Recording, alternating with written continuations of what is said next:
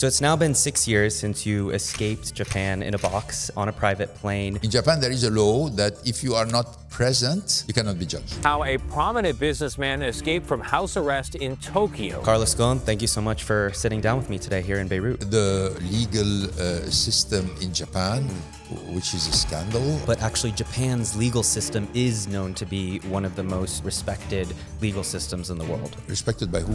Carlos Ghosn flew into Lebanon Monday. Do you feel stuck here in Lebanon? On the 60th birthday in Versailles. You are already portraying it as in a way which is totally inaccurate. I'm just curious. Let me tell you. What I'm doing in Japan is I'm going on the offensive to ask for my rights. This is the biggest escape since El Chapo. Come on, this story is much bigger than that. In this episode of What's Uptin, I talk with one of the most famous CEOs. He led Nissan and Renault, then he gets arrested for financial misconduct in Japan. While on house arrest, he escapes Japan in a box on a private jet, ends up in Lebanon where he still is today. Netflix and Apple have done shows about this insane story. If Carlos Ghosn tries to leave Lebanon, he will be arrested once again, because there is no extradition treaty. So I ask him what he wants the world to know about his story, and if he's truly innocent, why did he escape? Carlos Ghosn, thank you so much for sitting down with me today here in Beirut. You're welcome. So it's now been 6 years since you escaped Japan in a box on a private plane. What does daily life look like for you here in Lebanon? Well, it's a completely different life, as you can imagine. I have many activities. One of them is education.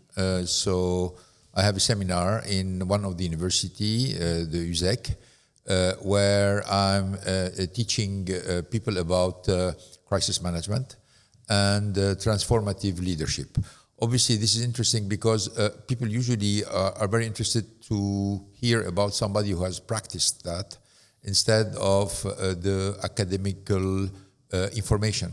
So we try to do something which is extremely pragmatical, which with a lot of people who have been through crises like this, through heavy transformations, and it's working very well. So this is one part.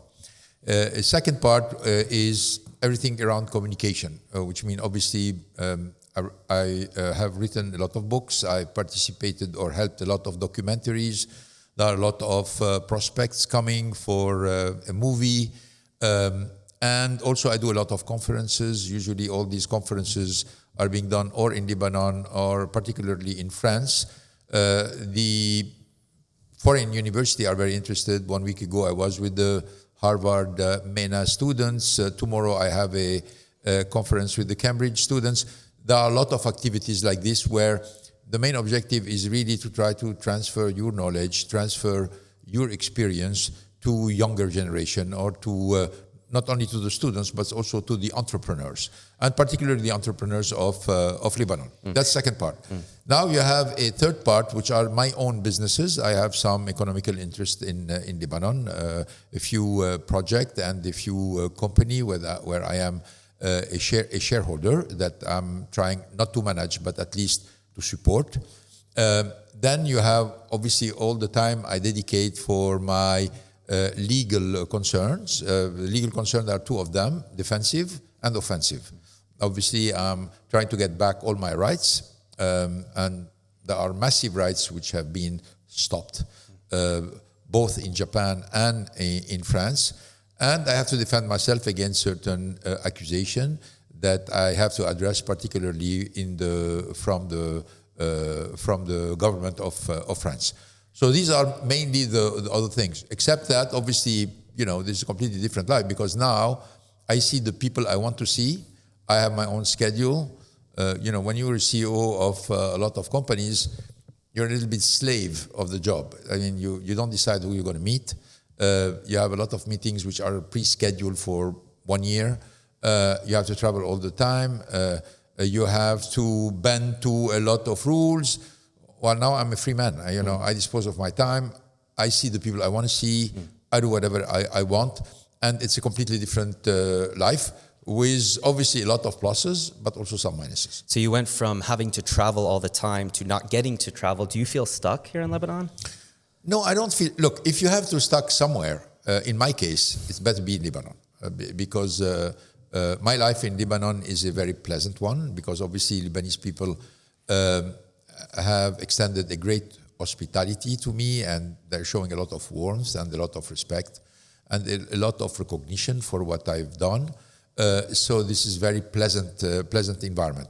Obviously, the fact that I'm not able, for example, to go to Brazil, where I have part of my family, I have my mother over there, I have sisters, is frustrating. The fact that I cannot do some of the travels that I didn't do in the past, not a lot of them, also is a little bit frustrating. But I'm fighting for that, and hopefully one day this will be eliminated. You mentioned film. You're working on a film. Can you share more about that? Is it going to be a feature film or documentary? No, this is going to be a fiction. Obviously, one of the most popular genre, I would say, in the movies are fictions based on real events. Okay, personally, I'm interested in this particular movie. I think they are much more interesting than anything which is fantasy, science fiction, etc. Because life it's more shows relatable. you aspects which are extraordinary. So I cannot talk about it because we are still into a negotiating period. But I on top of the 3 documentaries which have been done so far, there is a need for a fiction where it will tell the reality in a way which is probably a little bit more attractive, with a little bit more emotions than what has been shown so far. So you're referring to the Netflix, the Apple series. Have you seen those? And do you think? Oh, sure. I mean, there have been 3 documentaries. One made by NBC, BBC. This was the first one, The Last Flight. The second one by Netflix, which was done by a French team. And finally, Apple TV, which was done by a British team. The one that I consider the most objective, for me, is the first one. NBC, BBC have done a reasonably good job into trying to show things the way they are. The other 2 fell into a little bit of sensationalism, which frankly, in this case, is not necessary. The story is sensational by itself, so you don't have to add to it. But the Netflix one, according to the Netflix one, you declined to be interviewed for it. Oh, yes. Why decline? Well, I declined because when I've been asked to participate, I asked the team about what they were going to do and how they're going to do it. I said, okay, you say whatever you want and you film whatever you want, but at least tell me so I know if I want to participate or not. And the way they described it, I didn't like it. Because for me it was too much focusing on very small stuff. Like, for example, they spent 10 minutes having an interview with the lady who was helping me in my apartment. Yes, I noticed that. Come on. I mean, this story is much bigger than that. You're spending 10 minutes talking about that, and you don't talk about the plot, and you don't talk about the collusion, and you don't talk about the legal system in Japan, which is a scandal. I'm not the only one talking about it. If I were the only one, people would not take me seriously. But when you have the United Nations already emitting opinion saying, that this arrest was arbitrary, that asking the government of Japan to make an inquiry and compensate me for what happened, and this is not even mentioned into the documentary, and you're going to spending your time say, okay, what did he like? What did he eat for breakfast? How he liked his shirts to be ironed. Come on, it's not serious. So from the beginning, I knew that it was going to be some kind of little populist, distorted story. I don't want to put my hand on it because, when you are in a documentary, you're adding credibility to the documentary, so I didn't want to add to that. You mentioned, they spent too much time on things like the woman helping you. They also spent a fair amount of time on the 60th birthday in Versailles. Yeah. Do you think they portrayed that inaccurately? Oh, totally. I mean, obviously, you are already portraying it as in a way which is totally inaccurate. I'm just curious. Let me tell you, the event in Versailles was a corporate event. It was for the 15 years anniversary of the Alliance. Okay, they have the list of the people invited. There was no birthday cake. There were so many people. It was in the newspaper. We're talking about 2014. So they started to dig into it 5 years later after my arrest, trying to say, well, because it's happened the day of my birthday, and by the way, I had my birthday, but the following day, on the 10th, There wasn't of March, even a cake, right? From what I there was not understood. even a cake. Even the speech that I have pronounced didn't mention anything about that. We're talking about the people who were invited were all foreign people who have been helping the alliance. But they said, well, why they were not executives from the alliance? Well, for a very simple reason, we had another event for the 15 years anniversary taking place in Tokyo 3 weeks later with all the executive of the alliance. They didn't even mention that. So it was all twisted to try to give credit to the campaign of character assassination that started with my arrest. So you mentioned nowadays you're working on both defense and offense. Can you talk a little bit about what those legal proceedings are looking like? Yeah, that means, as you know, in Japan, because this was a criminal accusation, in Japan there is a law that if you are not present, you cannot be judged. Right. You cannot be tried. Okay? So it's over. In Japan, everything is stopped. Okay. Now, what I'm doing in Japan is I'm going on the offensive to ask for my rights. Retirement package, stock options which have been blocked, and also using the United Nations position to say, well, hey guys, there is an international entity which can not be suspected to be biased, saying that there was something fishy about what you've done, and you have to make an investigation and compensate this guy for this. So I'm going to go after them on this one. Now, the French side, which obviously has supported the Japanese side for a very simple reason, is they didn't want the alliance to break, and the Japanese have been extremely brutal with the French by saying, look, if you're going to support Carlos Ghosn, we're not going to work with you anymore. Which, by the way, ended up happening because there is no more alliance, except that it took 5 years instead of being brutal, okay? So the French opened some files, some of them being transmitted by the Japanese prosecutor to France to say, please pursue because we cannot pursue. Plus they added the Versailles story, the Cannes story, a lot of small things as if I was a very social person doing parties across the globe, extremely expensive, which frankly was not at all my style.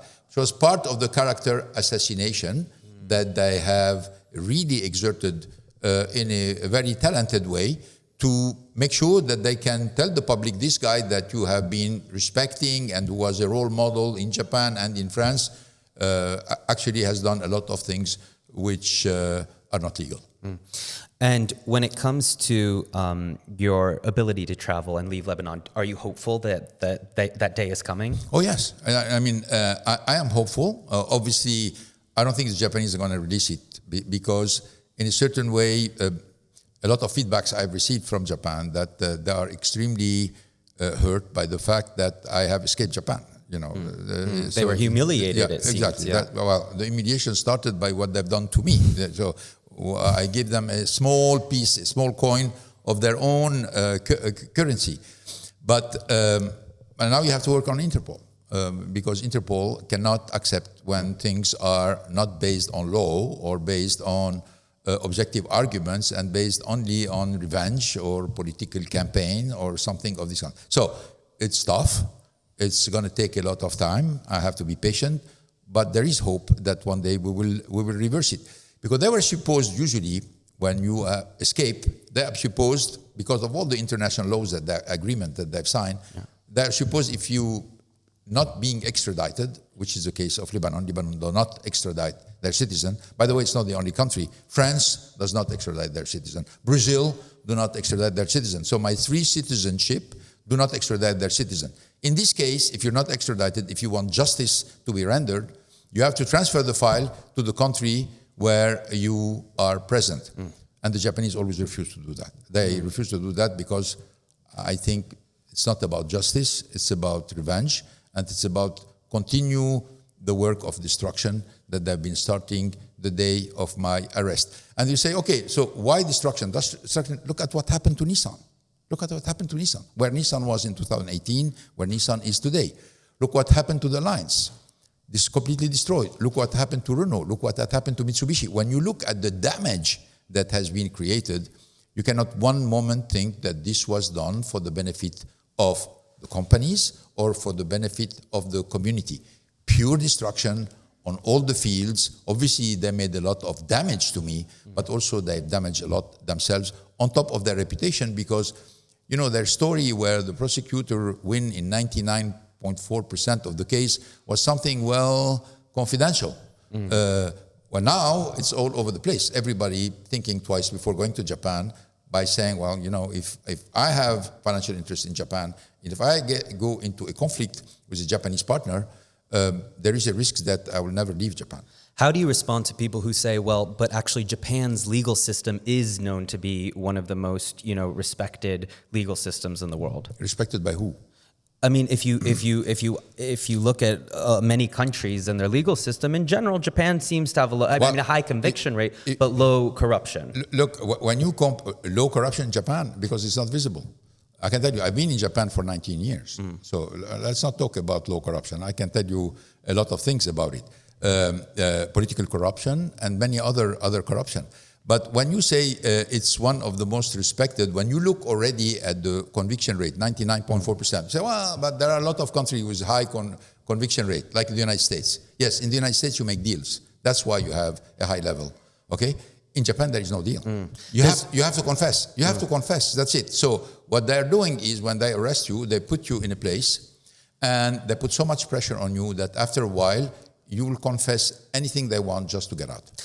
That's the way it's happening. When you were detained, they would regularly come in, right, middle of the night and try to get you to speak? Well, look, not only this, but on top of this, they kept saying, you know what, if you confess, everything stops. Obviously, you're going to be tried, it's going to be easy, we're not going to go after your family, we're not going to go after your wife, we're not going to go after your friends. I mean, this was pure blackmailing. That means it was in front of me, and this was taped. So when I arrived in Lebanon and I had my famous press conference where everybody was here, I said that, and the Japanese journalists, the media people, went to the office of the prosecutor in Japan and said, can we see the tape? They said, no, you cannot see the tape. Very sensitive information, we cannot show it to you. So the whole thing is a farce. You're supposed to be taped so you can be protected, but the tapes are not in the hands of the judge, they are in the hands of the prosecutor. So the prosecutor can easily give you or not give you whatever they want, and they can censor whatever they want. I mean, I'm not going to give you the list of all the things I've seen during my few months in Japan. It was frankly disgusting. And obviously, fortunately, I was able to get out of this trap. But I'm thinking about the tens of thousands of people, Japanese people, who go through this system every year. It's disheartening. That means you see how people are being treated and how a lot of people have to confess things that they're not done just to get out of this whole system, putting them under pressure, and which unique objective is for them to confess. When you look back at this period, any regrets, anything you wish you did differently? No, I mean, the only thing I wish I would do differently, even though I'm not a man of regret, is when in 2008, I said it many times, when in 2008, the new elected President Obama designated Steve Ratner as a car czar, and the car companies were collapsing with the financial meltdown. He called me and asked me if I would become the CEO of General Motors. And I told him, unfortunately, I'm not able to leave because we are in the middle of a storm, financial storm. Nissan was tanking, Renault was tanking, I was the head of the two company. I say, I'm not the kind of captain who leaves the ship in the middle of the storm.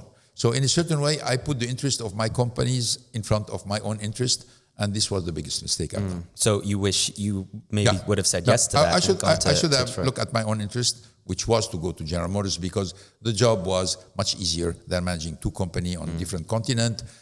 Compensation was much higher. And in the United States, nobody is going to bother you about your compensation as long as you have results. Unfortunately, in Japan and in France, no matter how fantastic your results are, and my results have never been contested. I just want to tell you, I've been re-elected as CEO of Nissan 9 times, as CEO of Renault 5 times. So it means that shareholders were happy and they wanted to continue. But even with that, they were always criticizing, your high compensation, which, by the way, was not even high by any American standard. When you think about your leadership style, a lot of times when people talk about you as a leader, they attribute it largely to cost cutting. He cut costs, but obviously there's way more to it than that. Sure. What is it? I mean, what is it Yeah. about you that Well- made these companies turn around so successful? Let me tell you, any turnaround situation starts with cost reduction. Why? Because when you arrive in a company in disarray, the disarray is due to the fact that the company is spending money doing things which are not useful. And because they are doing this, they are not investing where it's useful. So the first operation you do is what I call the reallocation of the funds, which means you're going to take the money and the resources from the places where they are not useful. For example, plant, which is not being used fully, people working on things that are meaningless for the customers, while from the other side, you're not investing this money in product development, in technology development, into geographical expansion. So when I started the Nissan Revival Plan, I just announced, all the cost reduction. But also I said, part of this money is going to go to help us become profitable, but a big part of this money will go on product development, in technology development, and into geographical expansion. And that's why under my leadership, in between 1999 and 2018, Nissan practically doubled its size, no matter what, more than doubled its size, and more than quadruple its financial results. The debt, which was $20 billion at the moment where I arrived, became $20 billion cash in 2018. So all of this, nobody can contest because these are numbers on audited things. But just to mention, closing a plant in Japan at the time was like unheard of, right? Culturally exactly, and everything. Exactly. Well, you could not get, you cannot get away with this. The only reasons for which I was able to do things that were considered revolutionary in Japan, it's because I put my neck on the table. I just said, if the first year I don't bring back the company to profit, I'm out. And with me, all the members of the executive committee. But I didn't take this commitment for 1 year. I took this commitment for 3 years. First year, we need to be back to profit. Second year, we're going to halve the debt. Third year, our operating profit should be at a certain level. Any one of these objectives is not met, and I'm out. So all the people who are against you said, okay, this guy is baloney, he's not going to do it. We're going to wait. After this, he's going to be gone. And all the people who are with you wanted you to be successful. And as you know, first year we met the objective, second year we met the objective, and after the third year, people have to admit that something significant had to be done, and I became a role model for a whole generation of entrepreneurs in Japan. Let's kind of look ahead. Right now, we're seeing EVs, Chinese EVs, $10,000 go throughout Brazil. I've even seen BYD. BYD, has a store in Lebanon. I saw a Xiaomi car in Lebanon. Did you anticipate this? I mean, if you look back 5-10 years ago, did you anticipate Chinese cars, especially EVs, competing at this kind of scale globally? Yeah, there was no doubt that Chinese were going to play an important role into the car industry. This was visible from 2020. My first trip to China in 2021 or 2022, when I went to establish a joint venture between Nissan and a Chinese company which is called Dongfeng to establish Nissan in China. Wait, sorry, you said 2022? No, sorry, No, yeah. 2002. Yeah. I was going to say. 2002. So it was visible that the government wanted to develop the car industry. And how did you see it? There were more roads than cars. There were more highways with no cars in it. Okay, so I was shocked. Usually you have the reverse. You have many cars and not enough infrastructure. Right. And then I understood little by little how serious they were about building their own industry. Okay, at that moment, probably the internal market of China was 3 million cars sold per year inside China. You know that today they are at 27 million. Wow. Okay, 20 years later, 27 million, and they became the largest market for cars in the world. Where at that moment it was the US, and then you had Europe, and then you have all the other countries. But this determination from the beginning to say, I'm going to align infrastructure, finance, Chinese entrepreneurship to build an industry in order to develop my internal market and compete was obvious. Okay, so But they came to the conclusion when we launched electric car, we were the first one to launch a mass-marketed electric car. It was the Leaf from Nissan in 2010, 2011. Tesla followed later with Elon Musk. And then Renault came with the Zoe. Then the Chinese understood that because of the hesitation that existed in many countries about the electric cars, they said, well, we're not going to be able to compete against them on internal combustion engine. These guys have 100 years in advance on us, okay? So how about we go to electric car? Because they seem very skeptical about it. And why they went to electric car? First, because it was a new technology, so they could compete on equal standing. But also because the reasons for which electric car developed were objective reasons. For example, the first one was pollution. Especially in Beijing, Shanghai, yeah. Pollution. They had the problem of pollution. Second, too much dependency on oil. China has no oil, importing all the, okay? So all these objective reasons added to the fact that they wanted to compete, and it looked like the Japanese and the Korean and the European and the American did not pay too much attention to the electric car, except Tesla, said, okay, let's go ahead and build a really leadership on electric car. It took them many years.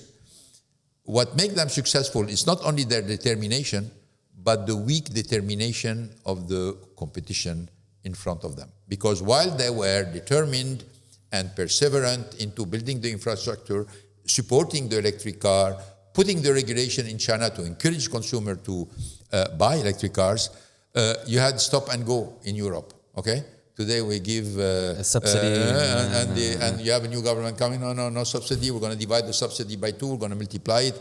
We're going to invest in infrastructure. We're not going to invest. So this stop and go gave a boulevard to the Chinese to build their dominance today in electric car. You've seen lately that BYD became the largest producer and seller of electric cars in the world, passing Tesla. And even Tesla, Elon Musk have said that Tesla's goal or future is not only in cars. Right, it's robotics, humanoids. Okay, so you have from one side somebody doing a lot of things, from the other side somebody focused on one particular product. It doesn't take too much to imagine who's going to prevail in the long term. I just want to remind you that BYD started building cars in 2008, 2009, before they were battery makers. So in less than 20 years, these guys have established a kind of dominance into the electric car with other Chinese car manufacturers, while they have no history.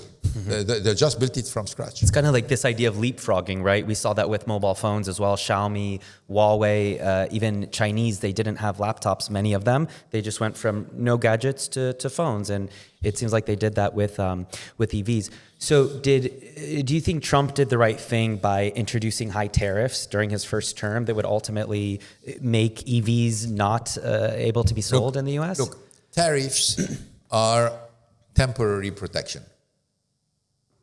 Temporary. You cannot preserve on the long term from competition with tariff. But tariff in many countries have been used not only to establish a balance. You know, if my product is being taxed 10% when it's exported and I'm not taking a tariff, I'm going to put the tariff at 10% to just play on a on the same field. I'm not talking about that. I'm talking about building a tariff to make the import of some products a little bit more expensive and a little bit more difficult. This works, but for a short period of time. So what is the advantage of that? It gives time for your own companies to react. Okay? So if tariffs are being built to allow regain of competition, then it's fine. If tariffs will be to protect indefinitely from competition, it's a mistake. But right now the average cost of a car in the US is $50,000. BYD, you can get one $8,000 to $10,000. I mean, is it even possible for a US car company to compete with that? Well, with the Chinese, you have to compete like Chinese, That means all these companies, General Motors, Ford, Nissan, Renault, Volkswagen, everybody, we were in China. We had all the joint venture in China. We've seen how the Chinese work. So we learned a lot of things. What do you Okay? mean by that? That we've seen how they work? Just drive Well, down costs? Yeah, how to drive down cost, how to go for a supplier which can give you the same quality at a much lower price. And you know that the Chinese are not building everything in China. Some of the work is being outsourced to Vietnam or outsourced to Cambodia, outsourced to the other countries, which are becoming cheaper, cheaper than China. So when you are in a battle like this, you can't just escape the battle by saying it's too tough for me, I'm going to leave. No, because if you leave, you know what's going to happen. If the people you're competing against are going to follow you. They're going to follow you on your own market. Because one day or the other, as you know, the American consumer, if he has in front of him a car at $50,000 and an equivalent car which is 30%, 40% cheaper, he's going to say, hey, wait a minute, why do I have to pay a premium when I can get a product much cheaper in better condition? So again, tariffs, if to protect you, to allow you to regain forces, regain competitiveness and compete, it's very good. Many countries have done it before, but don't think one moment that is going to be a perennial protection. And nearshoring, it seems China's trying to do nearshoring where they, do the last bit of assembly or something in Mexico, and then all of a sudden they can, find ways to get it smart in. people. So do you think we'll see BYD and other car makers in the U.S.? Well, I don't know if they're going to go to the U.S., but I can tell you that the Chinese are already making agreement with car manufacturers established in Mexico, joint venture to be able to use their plant. Yeah, obviously the Mexican market is an interesting one, but obviously they are eyeing the U.S. the day that the administration change, and then the rules change. I was discussing during a conference with a car dealer in Mexico. He told me that the Chinese car maker, who represented 0% of the market 5 years ago, they are at 25% today. Wow. 25% in 5 years. Okay? So that's the reality that we have to face. Obviously, you can say, no more Chinese cars. Fine. Okay. How long? Just 1 year? 2 years? 3 years? On top of this, when you're forbidding a market like the US to Chinese cars, you're allowing them to become stronger in other markets. They're going to Africa, they're going to the Middle East. Look at what's happening in the Middle Eastern market. The Chinese were absent 5 years ago. Now they are really taking the position of the Koreans, and they're taking the position of the Japanese based on good design, good quality, good price, and the great guarantee. They are offering, 8 years warranty on the car, 10 years warranty on the car. So people are overwhelmed. Even 2 years ago in Dubai, you didn't see Chinese EVs. Now, just driving down the highway, you see showrooms for BYD, Zeekr, NIO. You order an Uber, a BYD comes. I mean, yeah, there's plenty of markets for a lot of these companies. Is there something you think that Ford and GM got wrong in the past 5 years? Look, I cannot tell you because I didn't manage this company. I can tell you what Renault and Nissan got wrong. Okay, and what tell me that. Around Yeah, for I'd the love last to hear 6 that. years. Yeah. First, they did not pursue the efforts that we started to impose leadership on electric cars. They didn't do it. Leadership is tough. You can't be a leader and, somebody with political agenda, I'm going to do a little bit of this and a little bit of that, and you are right here and you are right there. It doesn't work. Leadership means you're going to take a very clear position. You're going to be blamed for it if it fails. But if you are persistent enough, you can be successful. We had this for many years, and, the Leaf has been the most sold electric car for many years, up to the year 2015, 2016. And then, when I left the CEO job of Nissan to take care of Mitsubishi, because we had Mitsubishi joining the alliance because Mitsubishi was in a very bad shape, top management started to soften a little bit. We're going to do some electric cars and we're going to do this and do that. It doesn't work like this. You're going to lose your leadership, and they lost the leadership.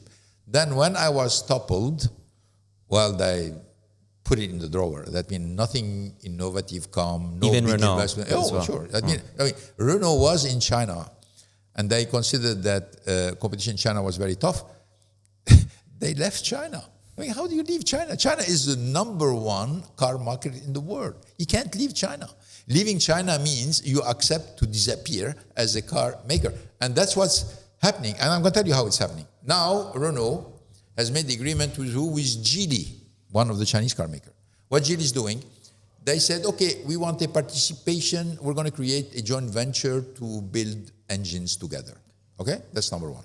Then they said, let's take a participation in your plant in Brazil. And it was not. Then they said, let's take a participation in your plant in Korea. So it's a strategy of little by little, I'm going to take over the place.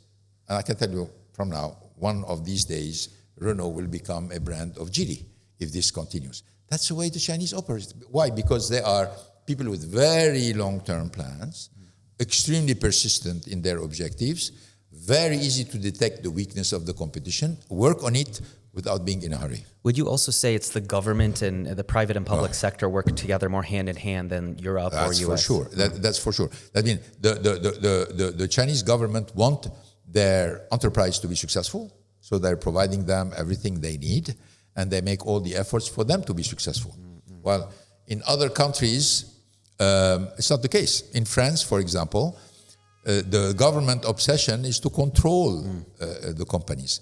Well, usually the people who are elected, but they have a lot of skills because they've been elected, but not particularly to manage or to direct industries which are at the top level of competition. The result of this, France has there is practically no sector in which the French government has been a shareholder which is prevailing today. None.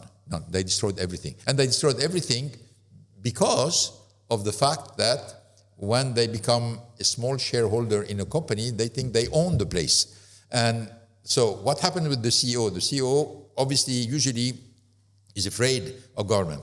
If the government tell him something, they try to persuade him it's not true, but if he insists, they bend.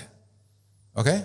So at the end of the day, you bend, you make mistakes, but you're responsible of this mistake because the government is not, because you are in charge. So it's very vicious what's taking place. And unfortunately, France, which has a lot of industrial talent and had a lot of sectors which were at the forefront of development in the world, has none of it today. The only sector is the luxury sector, the Louis Vuitton and etc. But where are the cars? Where are the airplanes? Where is the nuclear industry? Where are the railways? Where are all these sectors where France was really one of the leaders in the world?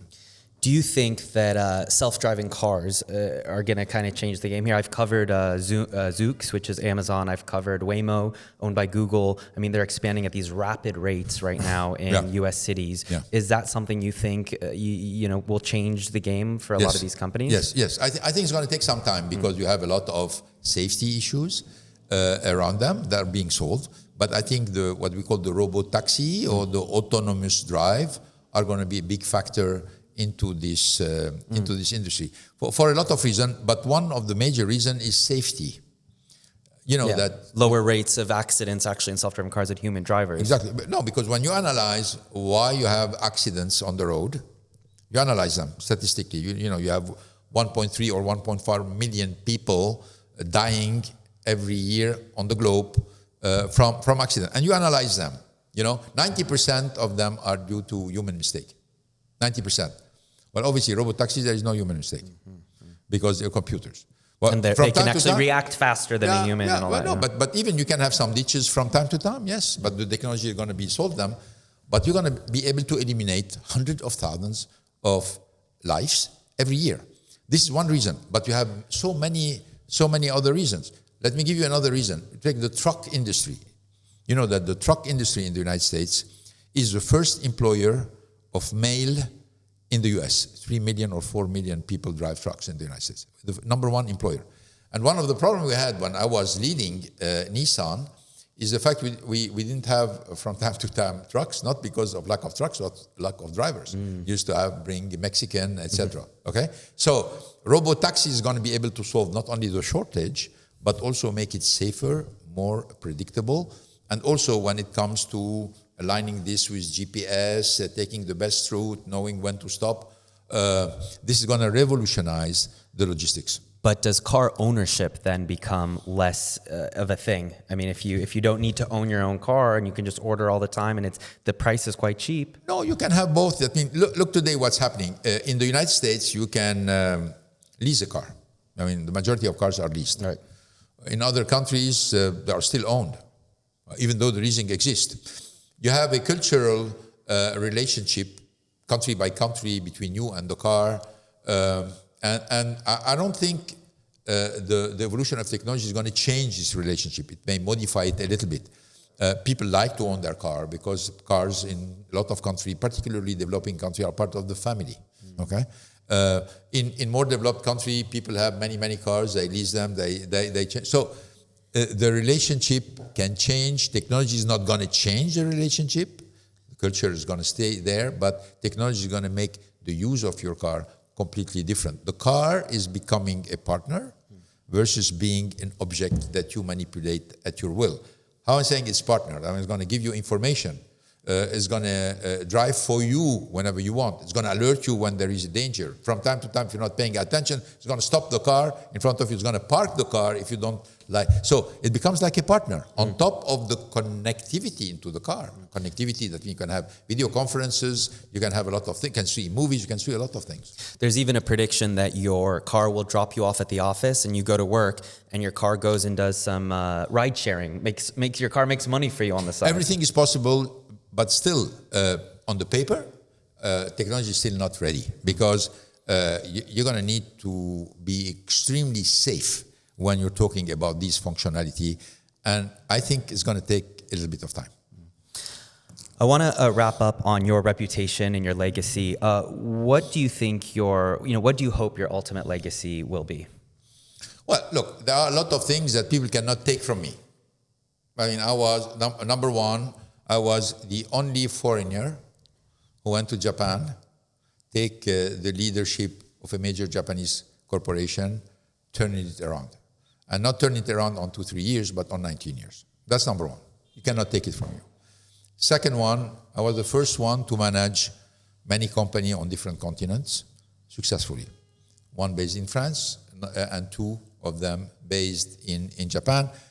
And what you probably don't know, but even though I said it, I was, at the end of my tenure, I was preparing Fiat Chrysler to join the alliance. You know, we had talks with John Elkann, and we were going to sign a memorandum of understanding in January 2019, and I was arrested in November 2018. Okay, if not, we would have built by far the largest automotive group in the world, multi-presence on all the continents. So this aspect of a person who was able to deal with different culture, manage them successfully, avoiding conflicts. There was never a conflict during my tenure between Renault, Nissan, Mitsubishi, etc., was something you cannot take away from me. Okay?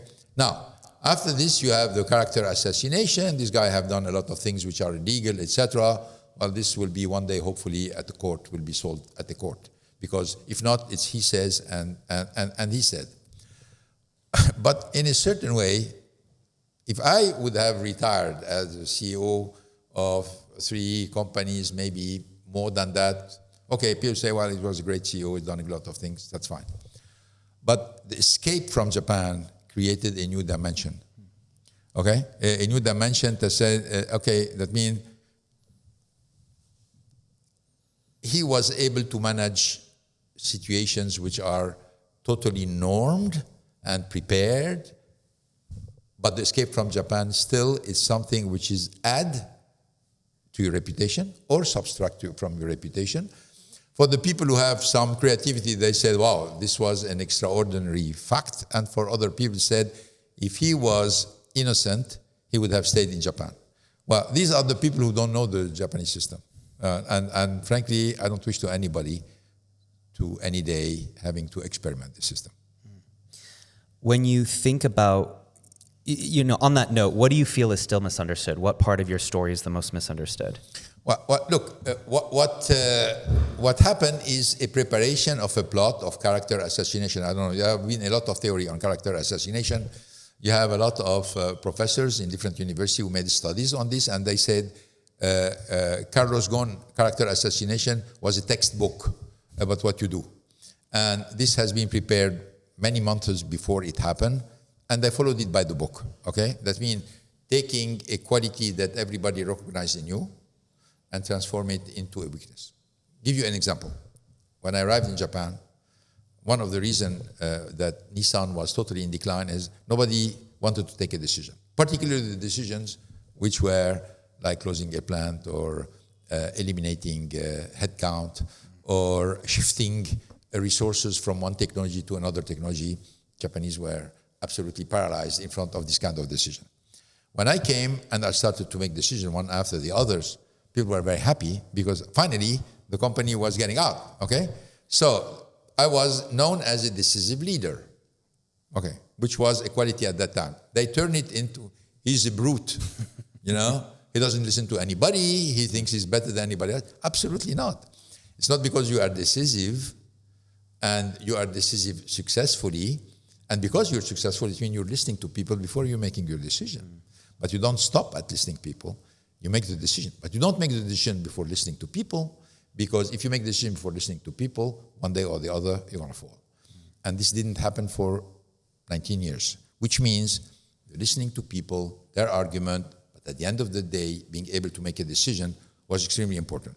They turn it into, he's brutal, he's a dictator, he didn't listen to anybody. This is the way you transform. That's what we call the character assassination. You take the quality recognized of a person, you know, and then you turn them, you flip them towards, okay, let's see the bad side of it, not absolutely ignoring the fact that these qualities were at the basis of the revival of your company. Do you still think you can be an effective leader, though, and manage multiple companies, especially in two different continents? I mean, I have the know-how for this. I have the culture for this. I have the passion for this, but I will not do it today. That's all. That means, do you think anyone can do it today? No, I don't think so. I think you need the preparation. This is a very long preparation. I'm 71 years old. That means it's over. That means we have to leave it for younger people to do that, because kind of job that I've done required a lot of energy, required a lot of focus, required a lot of engagement.